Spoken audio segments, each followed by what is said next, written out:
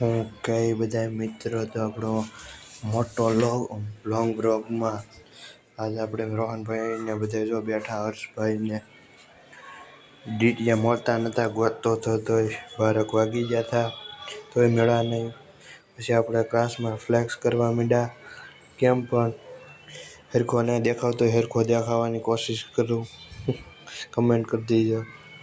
રોહનભાઈ જો એઆઈમાંથી ફોટો બનાવે છે, ભણવાના કામ ઉપર એઆઈ કરે છે અત્યારે. કેમ પણ કંઈ ઘટે. પછી ગરમી હતી એટલે આપણે એસી ચાલુ કરી દીધી. મારા અંદાજ પ્રમાણે તો એસી જો ચાલુ થઈ ગઈ છે, પંખો તો દેખાય એવો,